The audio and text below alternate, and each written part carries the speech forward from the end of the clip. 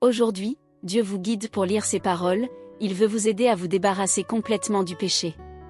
Les amis, avez-vous, comme moi, une question qui vous tourmente?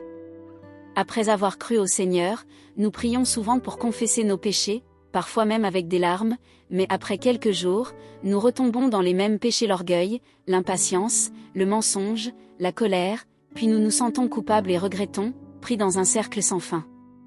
J'ai souffert, surtout quand j'ai lu dans la Bible ce que Dieu dit. Vous soyez saints, car je suis saint, Lévitique 11h45. Quiconque se livre au péché est esclave du péché. Or, l'esclave ne demeure pas toujours dans la maison, le Fils y demeure toujours, Jean 8, 34-35. J'étais dans une grande confusion, lorsque le Seigneur reviendra, une personne comme moi, qui pêche si souvent, pourra-t-elle vraiment être enlevée et entrer dans le royaume des cieux? Plus tard, j'ai lu les paroles du Seigneur, « Repentez-vous, car le royaume des cieux est proche », Matthieu 4h17. Dieu nous appelle à nous repentir sincèrement pour entrer dans le royaume des cieux. Je me suis posé sérieusement les questions suivantes. Qu'est-ce que le véritable repentir? Est-ce que prier et se confesser dans la douleur se réfère vraiment à la repentance? Après, j'ai lu un passage de la parole de Dieu. Cette mauvaise voie ne se réfère pas à quelques actes malfaisants, mais à la source malveillante du comportement des gens. Se détourner de sa mauvaise voie signifie que les gens concernés ne commettront plus jamais ces actions.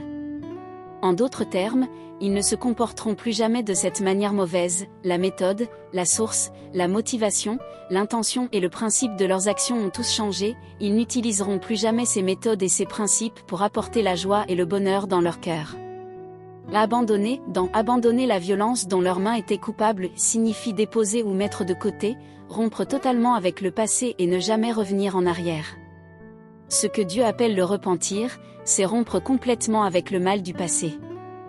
Mais je n'y suis pas encore parvenu, et je suis très déçu. Un jour, un de mes amis m'a dit, « Ne sois pas troublé, en réalité, le Seigneur nous a déjà montré le chemin pour nous débarrasser du péché. Quand le Consolateur sera venu, l'Esprit de vérité, il vous conduira dans toute la vérité, Jean 16h13.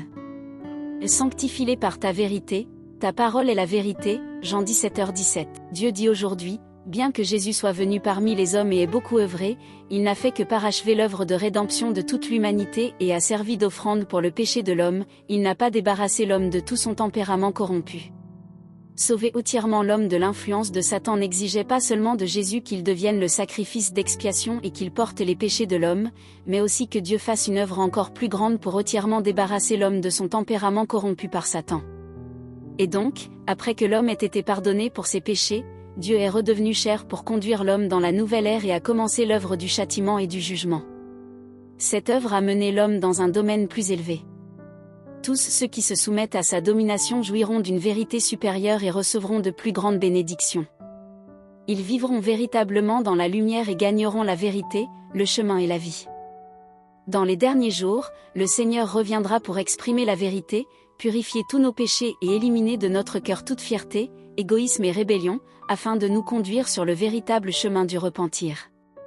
En pratiquant les paroles du Seigneur, nous serons purifiés de nos péchés et entrerons dans le royaume des cieux.